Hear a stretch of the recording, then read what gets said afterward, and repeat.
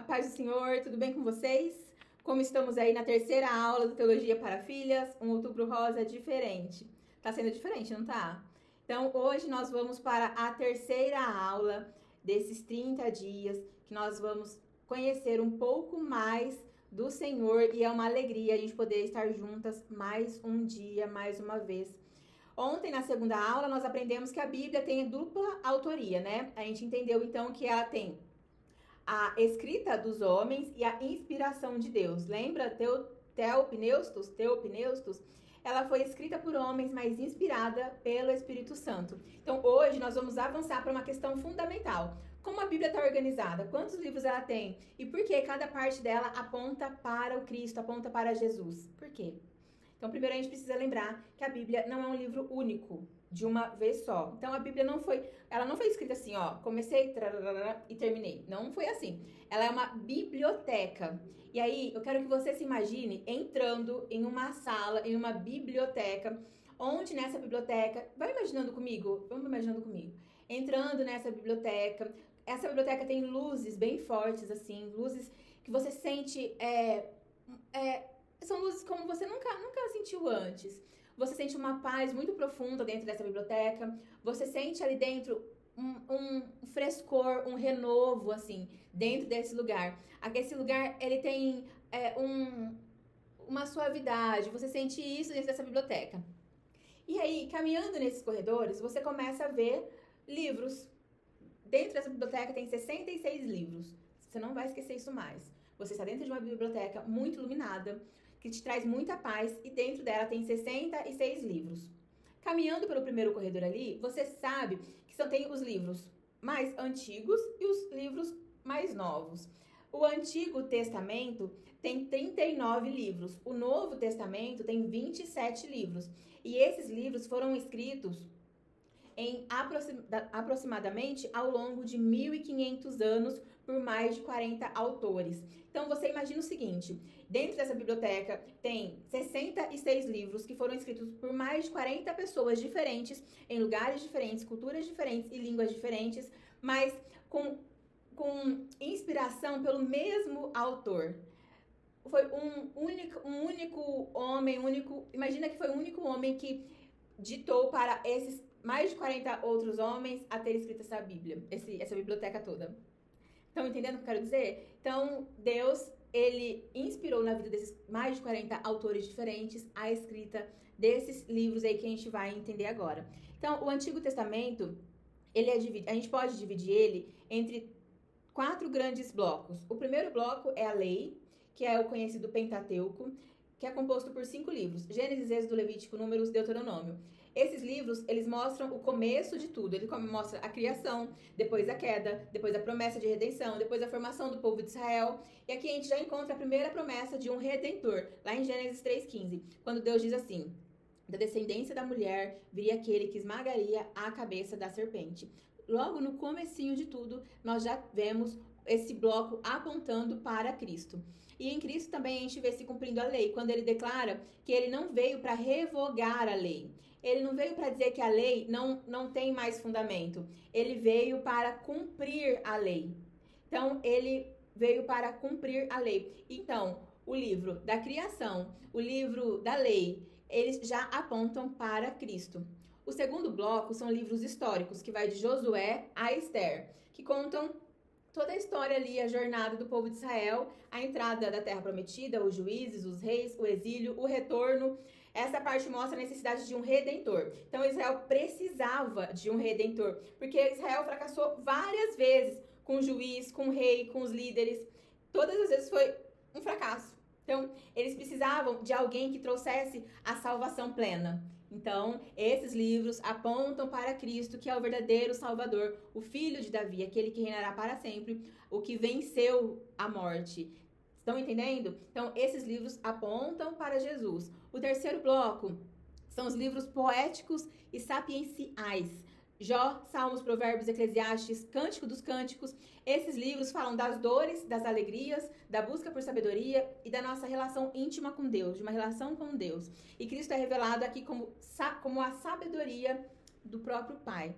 Quando Paulo escreve em 1 Coríntios 24, ele escreve assim: Cristo poder de Deus e sabedoria de Deus. Nos Salmos, a gente vê uma profecia que fala sobre ele. No Salmo 22, descreve que a crucificação de Cristo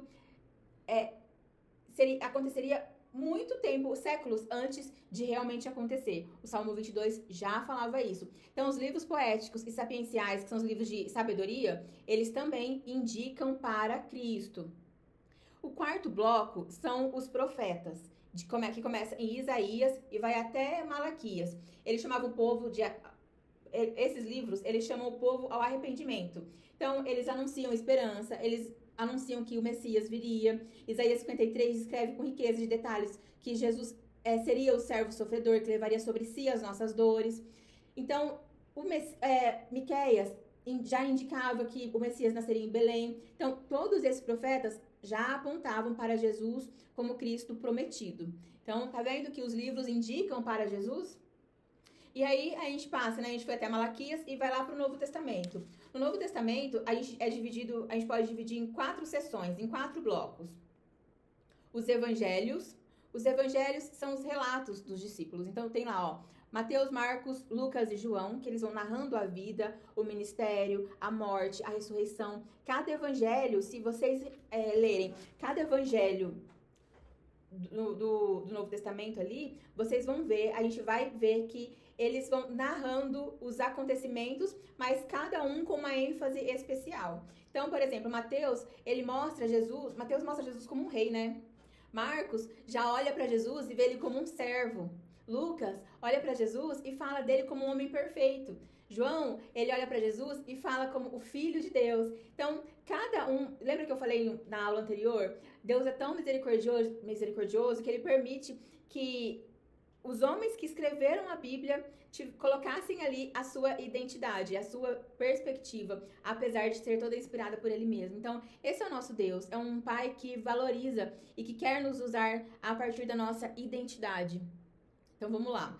Então, aqui, não tem, né? Jesus é o ungido. A gente, lendo os evangelhos, não tem dúvida nenhuma, porque nos evangelhos não é nenhum apontamento. Nos evangelhos é a certeza que Cristo é o centro absoluto. É uma verdade absoluta ali entre os evangelhos que Cristo é o Redentor. Então, aí depois desse livro a gente vem com um livro de Atos dos Apóstolos, que mostra os atos deles ali depois da volta de Jesus.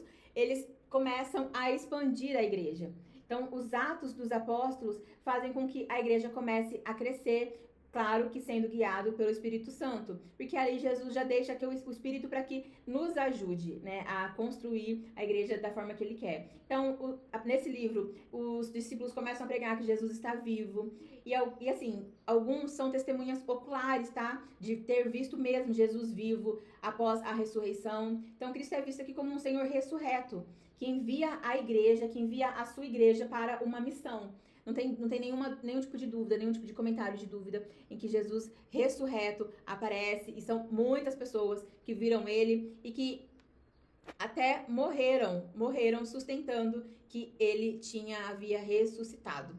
Aí, na sequência de Atos, vem as cartas, que são 21 no total, escritas por Paulo, Pedro, Tiago, João e alguns outros, e elas ensinam como ter uma fé prática, porque as cartas, elas são dos apóstolos para igrejas, para cidades, que poderia ser nós. Então, são cartas indicando como nós devemos viver uma fé na prática. Na prática. É mais ou menos o que a gente está fazendo aqui, ó. A gente vai ler a Bíblia e ver como que a gente aplica isso na nossa vida, na prática, no dia a dia, nos detalhes, na forma de pensar, na forma de se comportar, como a gente aplica o que a gente aprende na Bíblia.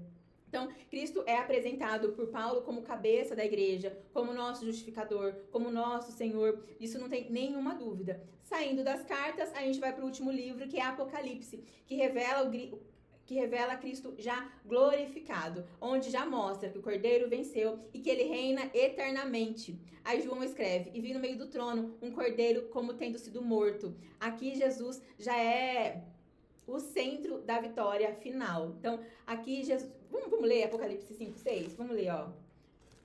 Apocalipse 5:6. Vamos ler juntas aqui. Olha o que ele diz. Depois vi um cordeiro que parecia ter estado morto, em pé, no centro do trono, cercado pelos 4 seres viventes e pelos anciãos. Ele tinha 7 chifres e 7 olhos, que são os 7 Espíritos de Deus enviados a toda a terra. Ele se aproximou e recebeu o livro na mão direita, daquele que estava assentado no trono. Então aqui já é o próprio Jesus que venceu a morte, que venceu Jesus já é o vencedor, já é o vencedor disso, a gente não tem dúvida. Então, eu quero te perguntar agora. Toda a Bíblia é uma história, e a história de Deus redimindo a humanidade através de Jesus.